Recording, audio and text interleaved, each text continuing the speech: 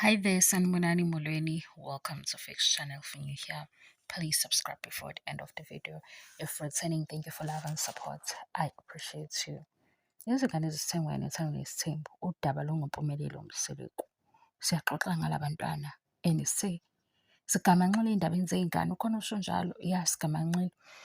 Naye enye into esiyenzeka masibuka le show guys. Siya ku-season 4. Ku-season 4 singakafiki. Into esiqala ukuthi sibe nesiqiniseko sokuthi uMpumelelo uyayenza, ubanika iy'ngane. Mase banikeza iy'ngane, aphinde afake omunye omusha. Uma esefaka omunye omusha, akhulume ngemishado. Uma ekhuluma ngomshado, akhulume ngokulobola. Uma ekhuluma ngokulobola, akhulume ngokwakha, ngokukhulisa isibongo sakubo, ngokulandela amasiko. Kodwa mase siyalandela ukuthi la masiko akhuluma ngawo yena uwalandela ngokungakanani, ngokwakhe-ke isiko or amasiko ahambe asebenzaphi. Yabo le video le ikwabanye odade laba abancane-ke nabo basazobuka le TV show. Nabo bethi yabo ukuba seduze koMpumelelo, of course uzoba famous. Emva kwalokho uzo-trenda ku-social media. Emva kwalokho uzosebenza nama-brands. Kodwa ingane izoba khona. Mina ngizokutshela lokhu ukuthi ingane izoba khona. Ngoba uMpumelelo futhi uyanikezana iy'ngane. And uMpumelelo wabuzwa kwenye beku-season 2 season 3 ebuzwa ubaba lo omlulekayo ukuthi ithini indaba yakho nekhondomu? Engathi akayithandi ngoba wavele wahleka umuntu omdala wagcina engaphendulanga ukuthi ithini. Into ezokwenzeka ingane uzoba nayo ngoba nakule season lesiya kuyo engathi ingane entsha seyikhona. Yay! And manje ubhizi ku-live, ku-TikTok live. Angazi noma ku-TikTok sekuyiyona indlela azama ngawo amasenti.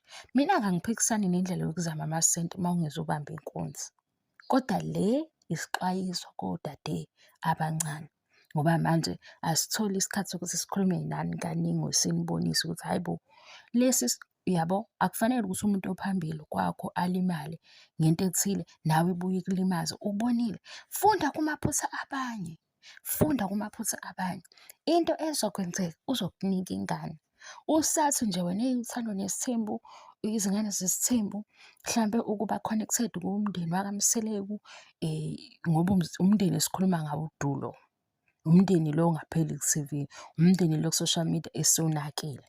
Ngenxa yokuthi bona bathatha iy'ndaba zabo bayiletha la phambi kwethu bayifaka kuMzansi Magic. Basimema, basingenisa, basivulela umnyango bathi ngenani. Nakhona-ke siyazama ukubahlonipha ukuthi sizivelile iy'ndaba zabo zisibabazisa kodwa singababazi kakhulu, siyaba mindful. Wena-ke dade ngitshela ukuthi uma usabona ukuthi igama lalo mndeni or lesi sibongo sithatha sibekane la, kodwa ingane izoba khona. Ilokho engizokutshela khona mina, ingane izoba khona. And uma uzongena futhi ngoMpumelelo, ngcono hlampe uzame yona i-friendship yabo. Uma uzongena ngoMpumelelo ukuthi sowuyi-girlfriend yaMpumelelo, ingane izoba khona. Hayibo, ingane izoba khona and ingane akuyona into yokudlala. Ungaboni ngoba kwenziwa i-content kakhulu sekuholwa ku-social media. Ingane akusiyo into yokudlala. Okay, bye.